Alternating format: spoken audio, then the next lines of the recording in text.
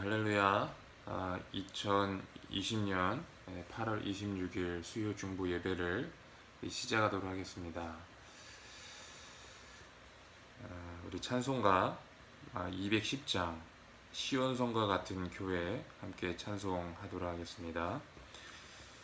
시온성과 같은 교회 그의 영광 한없다 허락하신 말씀대로 주가 친히 세웠다 반석 위에 세운 교회 흔들 자가 누구랴 모든 원수의 워싸도 아무 근심 없도다 생명샘이 솟아나와 모든 성도 마시니 언제든지 흘러넘쳐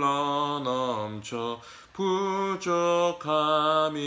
없도다 이런 물이 흘러가니 목마를 자 누구랴 주의 은혜 풍족하여 넘치고도 넘친다 주의 은혜 내가 받아 시온 백성 되는 때 세상 사람 비방해도 주를 찬송하리라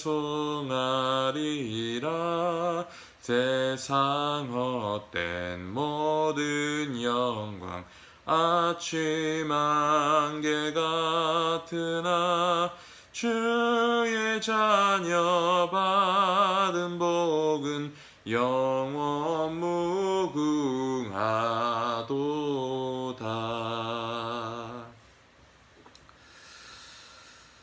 하나님 감사합니다. 오늘 우리가 이 자리에 또 함께 모여서 하나님 주의 말씀과 은혜를 나누려고 합니다.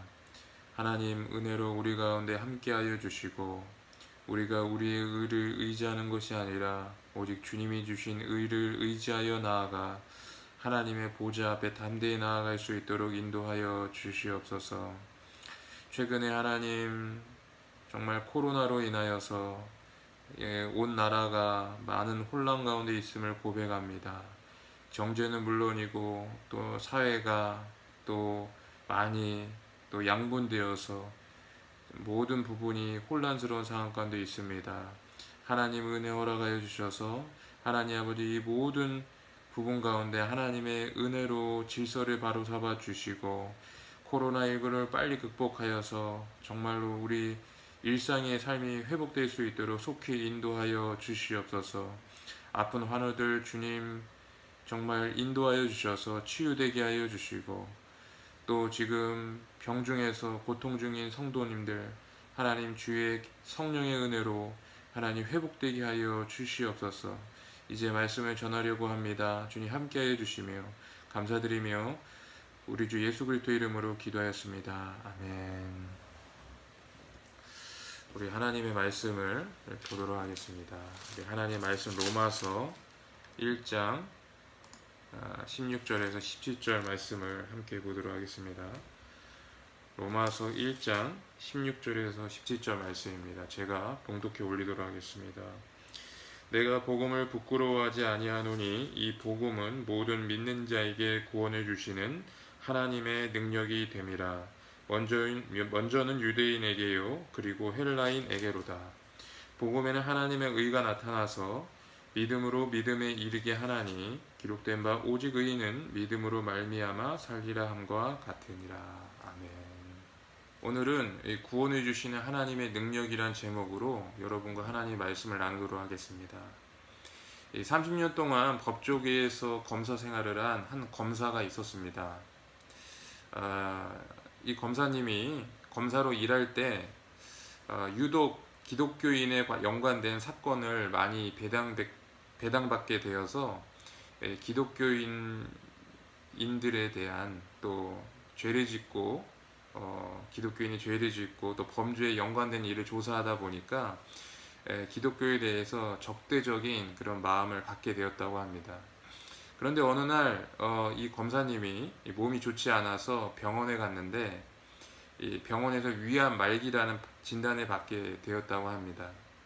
그에게 딸이 한 명이 있었는데 그 딸은 예수님을 믿고 신앙심이 아주 깊었던 그러한 딸이었습니다. 그래서 아버지가 비록 생전에는 그 기독교를 거부하고 또 때로는 예수 믿는 사람을 많이 비판하고 박해하고 이랬는데 정말 하늘나라는 꼭 갔으면 좋겠다 싶어가지고 임종 직전에 복음을 좀 들어야겠다. 그래서 목사님에게 요청을 해서 그 아버지에게 복음을 전해달라고 이렇게 부탁을 했다고 합니다. 그래서 이 목사님이 이 검사님에게 병문안을 와서 딸의 요청대로 복음을 전하고자 하는데 이 아버지 검사가 목사님의 말씀은 들으려고 하지 않고 한 3-40분 정도를 계속 검사 시절 때 예를 들어가면서 기독교인들을 비판한다는 것입니다. 뭐 아무개 권사, 또 아무개 집사 다 범죄 저지르고 죄 지은 이야기를 하면서 이렇게 목사님에게 이렇게 이야기하고 기독교를 비판했다고 합니다. 이 병문안은 목사님은 참으로 난감했겠죠. 어떻게 보면 목회자로서 쉽지 않은 자리였던 것은 분명합니다. 그래서 목사님이 그 검사님에게 성경 한 구절 이렇게 읽어드리고 기도하고 빨리 자리를 떠야겠다고 생각을 하고 선생님 제가 선생님한테 성경 한 구절 읽어드리고 기도해드리고 싶습니다 하고 고린도후서 5장 15절 말씀을 그분에게 읽어드렸다고 합니다. 이런 말씀이죠. 그가 모든 사람을 대신하여 죽으심은 살아있는 자들로 하여금 다시는 그들 자신을 위하여 살지 않고 오직 그들을 대신하여 죽었다가 다시 살아나신 이를 위하여 살게 하려 함이라. 그리고 이 말씀을 이렇게 읽어드리고 이제 기도를 해드리고 이렇게 자리를 뜨려고 하는데 갑자기 그 아버지 검사님이 이 성경 구절을 듣더니 갑자기 눈물을 흘리시면서 통해 작업을 하더라는 겁니다. 목사님이 성경 말씀을 읽을 때 이 성령님께서 역사하셔서 이 아버지 검사의 마음을 이렇게 움직였던 것이죠. 그래서 목사님이 그 읽은 말씀의 의미를 자세히 설명하고 왜 예수님을 믿어야 하고 왜 복음을 받아들여야 하는지를 이 검사님에게 설명을 하고 그 권사님이 예수님을 믿고 중생하게 되는 또 구원받게 되는 놀라운 일이 일어났다고 합니다. 이후에 이 검사님은 투병 중에도 이 병문안 오는 사람들에게 오는 사람마다 예수님을 믿으라라고 복음을 전했다고 합니다. 몸이 좋지 않아서 말을 할 수 없는 상황이 생길 때에는 종이에 예수님 믿으시오라고 적어서 복음을 전했다라고 합니다. 그리고 투병 중에는 항상 찬송을 듣고 또 항상 아들에게 딸에게 하는 말씀이 내가 일찍부터 예수를 믿어서 주님을 위해서 살아야 하는데 내가 이렇게 늦게 예수를 믿어서 또 왜 예수 믿는 자를 이렇게 핍박을 해서 내가 이렇게 하나님을 위해서 살지 못하게 됐냐. 그러면서 이렇게 복음도 전하시고 그러시다가 이제 하늘나라 가셨다라는 그런 이야기가 있습니다. 참으로 놀라운 이야기죠. 정말 복음 가운데 얼마나 큰 능력이 있는지를 잘 알 수 있는 그런 이야기인 것 같습니다. 오늘 함께 읽은 말씀에서 사도 바울은 이 복음을 부끄러워하지 않는다라고 말씀합니다. 이 말을 바꿔 말하면 사도 바울은 다른 무엇보다 복음을 자랑했다라는 말입니다. 그럼 왜 사도 바울은 복음을 자랑했는가?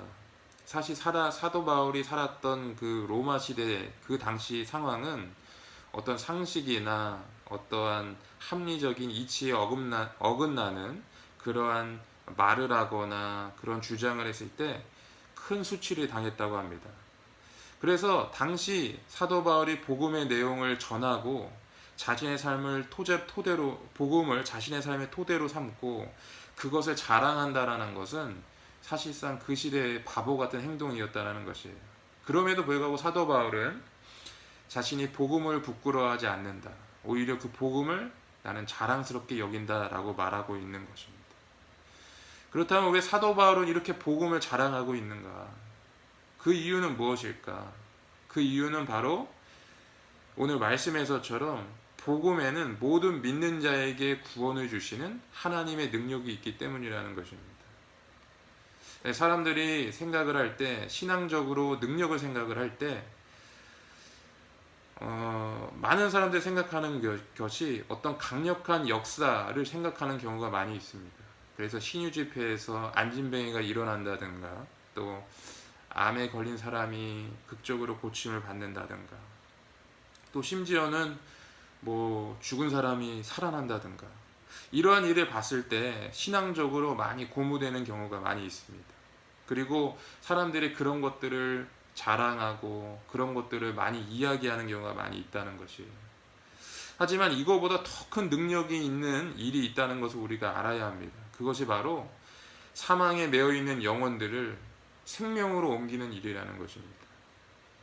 허물과 죄로 죽은 영혼을 구원하는 일이고, 이러한 영혼 가운데 부활의 능력을 불러일으키는 것이 참으로 놀라운 큰 능력이라는 것이라는 거예요. 마태복음 6장에 보면 예수님께서 침상에 누워있는 한 중풍병자를 고치시는 장면이 나오는데, 이때 예수님께서 중풍병을 고치실 때 좀 우리의 생각과 좀 이해가 안 되는 그러한 방법을 사용하셔서 고칩니다. 예수님께서 중풍병자를 고치실 때 일어나 걸어가라 라고 말씀하시지 않고 내 죄가 사함을 받았느니라 라고 말씀하십니다. 왜 그렇게 말씀하셨는가? 거기 같은 장소에 있던 한 서기관이 이러한 예수님의 행동을 속으로 비판하고 있을 때 예수님께서 이에 대한 답을 하십니다. 뭐라고 하시냐면, 죄사함을 받았느니라 하는 말과 일어나 걸어가라 라는 말 중에 어느 것이 쉽겠느냐 라고 말씀하시는 거예요. 예수님께서 왜 이렇게 말씀하셨을까요? 그 이유는 육체의 질병이나 기적보다 영혼의 문제가 훨씬 중요하고 더 큰 능력이 필요하다라는 것이라는 겁니다. 그러므로 우리가 알아야 할 것이 있어요. 우리가 분명히 생각해야 될 것이 있습니다. 그것은 바로 어떤 기적이나 어떤 초자연적인 어떤 능력이 나타나는 것보다 더 큰 능력이 필요한 일이 있는데, 그것이 바로 복음의 능력이라는 거예요. 그래서 그 복음이 바로 우리를 구원하는 능력이라는 것입니다. 그것이 바로 우리가 알고 있는 가장 큰 능력이고 가장 놀라운 기적이라는 사실을 여러분 믿으시기를 주의 이름으로 축복합니다. 그래서 다른 것 자랑하지 않고 오직 그 복음으로 인한 그 은혜를 자랑하는 것이 바로 그리스도의 능력이고 힘이라는 것이라는 것입니다. 바라기는 저와 여러분이 이처럼 주님의 복음만을 자랑하는 저와 여러분 되기를 주의로 축복합니다.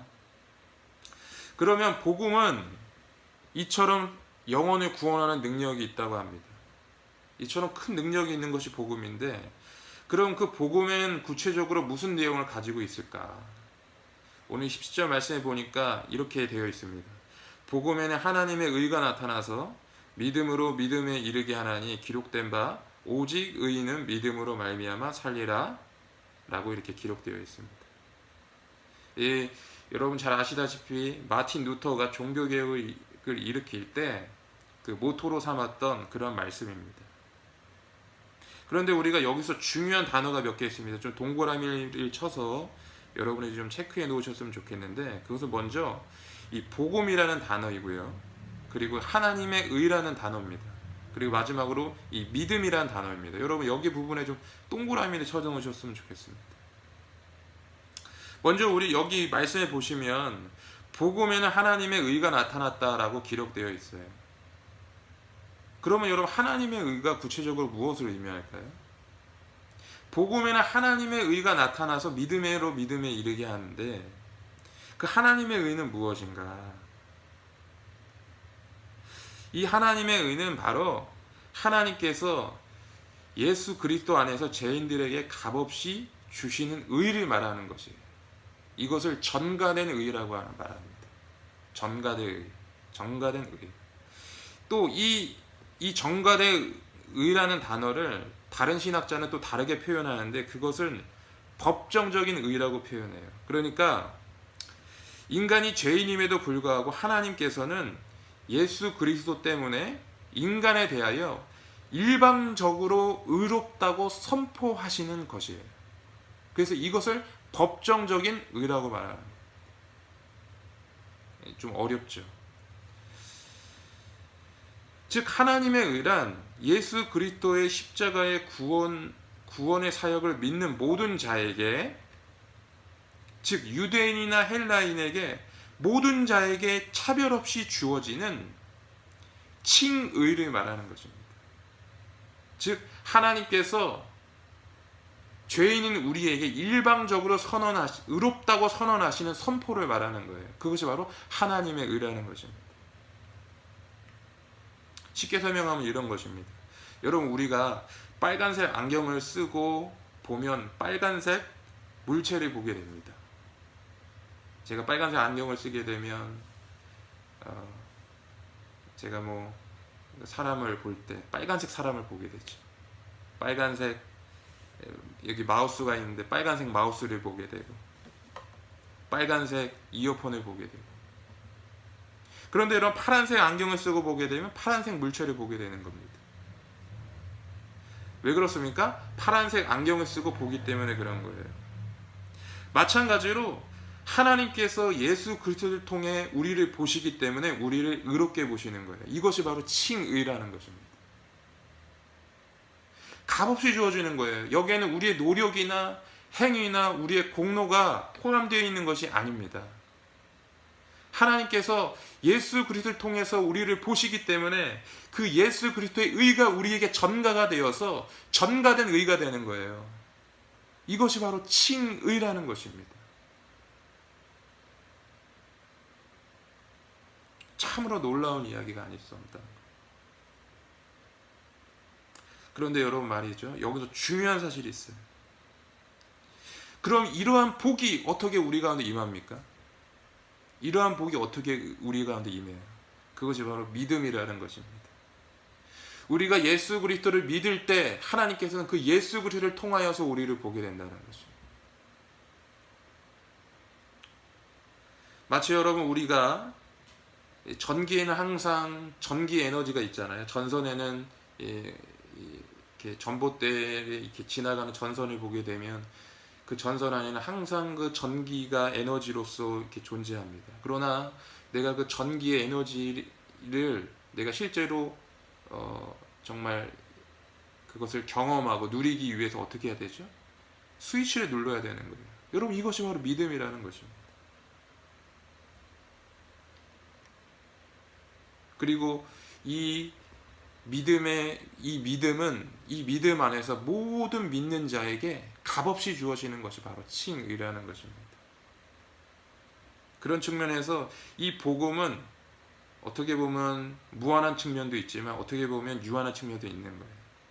헬라인이나 유대인이나 모든 믿는 자에게 차별 없이 주어진다는, 모든 사람에게 차별 없이 그 예수 믿는 기회가 주어진다는 측면에서 무한하지만 믿는 자에게만 주어진다는 측면에서는 유한한 것입니다. 이것이 바로 우리가 믿는 복음이라는 것이죠. 참으로 놀라운 말이 아닐 수가 없습니다. 놀라운 말씀이 아닐 수가 없습니다. 처음에 하나님께서 아담이 죄를 범하고 자신의 수치를 가리기 위해서 여러분 그 나뭇잎사귀로 이렇게 신체의 중요 부부를 가리잖아요. 옷을 지어서 입잖아요. 그런데 여러분, 그것은 금방 없어지고 맙니다. 왜 그렇습니까? 아담이 스스로 자신의 수치를 가리려고 했기 때문이에요. 그런데 그것을 보시고 하나님께서 짐승을 잡으셔가지고 짐승 가죽으로 아담과 하와에게 옷을 입혀주십니다. 그리고 그들의 수치를 가리세요. 여러분, 이거는요, 아담과 하와가 스스로 만든 옷이 아니에요. 이것은 하나님께서 직접 동물을 잡아서 피를 흘려서 그들에게 입혀주신 가죽 옷입니다. 이것이 바로 칭의예요. 이것은 인간의 노력이 아니라 하나님께서 주신 은혜라는 것입니다. 이것이 바로 칭의라는 것입니다. 결국 종합해보면 복음은 하나님의 능력입니다. 그리고 그 복음 안에서 우리의 영혼이 사망에서 생명으로 옮겨지는 놀라운 능력이 그 복음 안에 있다는 거예요. 그런데 그 복음에는 하나님의 의가 나타나고 그 하나님의 의는 다름 아닌 우리를 의롭게 보시는 칭의라는 것입니다. 우리가 이 의 안에서 항상 누리며 살아야 되는 줄 믿습니다. 말씀을 정리하겠습니다. 마틴 루터는 그 교회가 서 있느냐 아니면 넘어져 있는 교회냐를 알려면 그 교회가 하나님의 의, 즉 칭의에 서 있느냐 그렇지 않느냐를 보면 알 수 있다라고 했습니다. 즉 다시 말해서 이 칭의가 그리스도의 그 핵심적인 교리 중에 하나라는 것이죠. 그런데도 너무나도 안타까운 사실은 많은 사람들이 교회 안에서 하나님께 예배 드릴 때 어떠한 일을 할 때 이 하나님의 의를 의지하지 않고 자신의 노력과 자신의 의를 의지하는 경우가 많이 있다라는 것입니다. 여러분은 하나님 예배 드리거나 하나님 앞에 나아갈 때 여러분은 어떻게 나아가십니까? 여러분의 행위, 노력, 공로를 의지하지는 않습니까? 아니면 진짜 하나님의 의만을 힘입어 나아가십니까? 만약 우리가 이 진리의 비밀을 잘 알지 못하면 여러분은 믿음 위에 든든히 서 있다라고 말할 수가 없는 사람입니다. 여러분은 어쩌면 믿음에서 넘어져 있을 수도 있다라는 것입니다. 그러므로 우리는 오직 주님께서 주신 그 은혜만을 생각해야 되는 줄 믿습니다. 오직 예수 그리스도의 공로만을 힘입어 하나님 앞에 나아가야 되는 줄 믿습니다. 그리고 하나님께서 우리를 의롭다고 보시는 그 은혜를 깊이 묵상하고 감사함으로 나아가야 하는 줄 믿습니다.